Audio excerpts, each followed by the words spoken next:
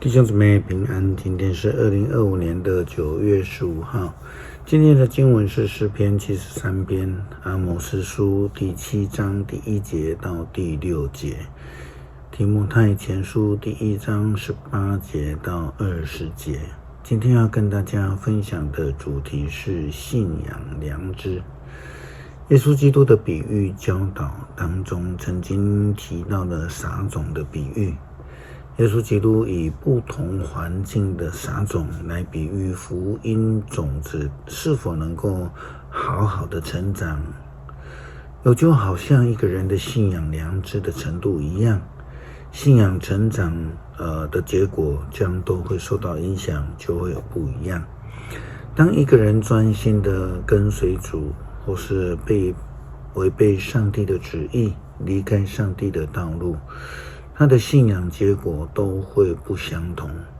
阿摩司书第7章第1节到第6节提到了以色列人因为离开上帝，上帝以异象给先知启示将来的境遇。圣经说，至高的上主给我看到一个景象，他造了一群蝗虫。那时候正当王家土地第1期的农作物已经收割，第2期的幼苗开始抽芽。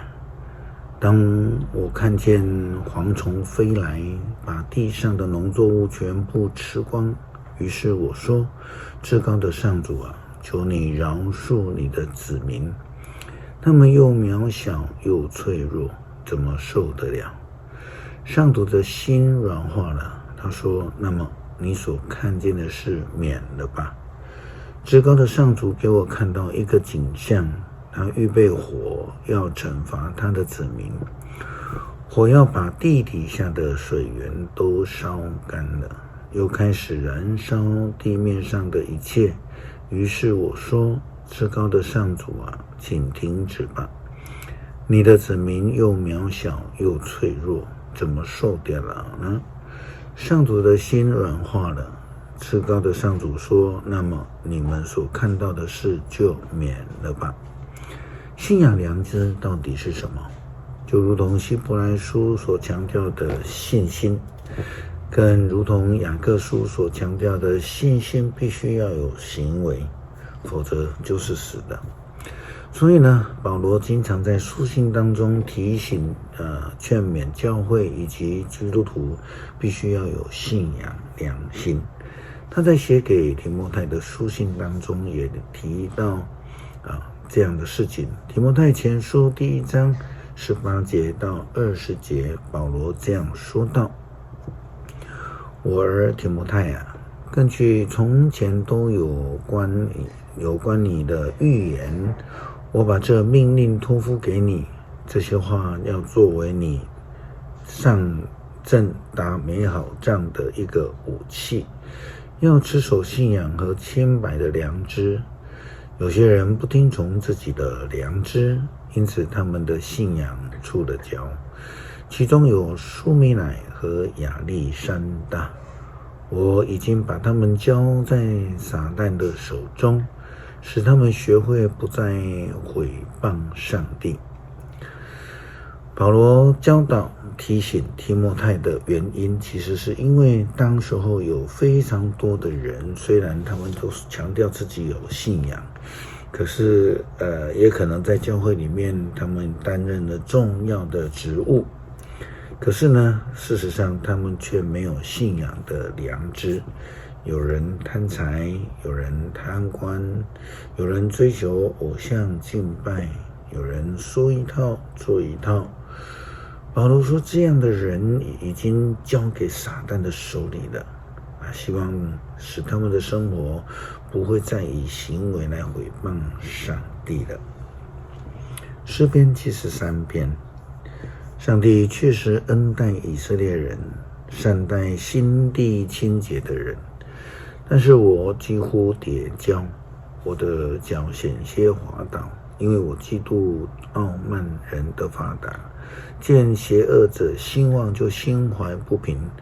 他们没有遭遇痛苦，他们强壮健康，他们不向别人受苦，他们不像别人遭遇患难，因此他们把骄傲当项链戴，他们把暴力当袍子穿，他们心里涌出邪恶，他们的意念充满诡诈，他们嘲笑别人，说邪恶的话，他们自高自大，涂抹欺压别人，他们亵渎天上的上帝，操纵人间的同类，以至于连上帝的子民转向他们，一心相信他们所说的一切。他们说上帝不会知道，至高者不会发觉。邪恶的人就是这样子，他们已经富足，虽然贪而无厌，那么我谨慎自守，不敢犯罪。是突然的吗？上帝啊，求你整天你使我整天受苦，每天清晨你都惩罚我。如果我说这种话，我就是对你的子民不忠实了。我尽了力想了解这件事，可是却无能为力。到了我进入你的圣殿，我才明白邪恶者的结局。你要把他们放在光滑的地方，你要使他们摔跤灭亡。他们在转眼之间就被消灭，他们陷入了恐怖的终局。他们像一场梦，像在清晨消逝。主啊，你一醒来，他们就幻灭。我本来心怀不平，我情感被伤害，我竟像野兽一样的愚昧。我无法理解你，然而我仍然跟你在一起。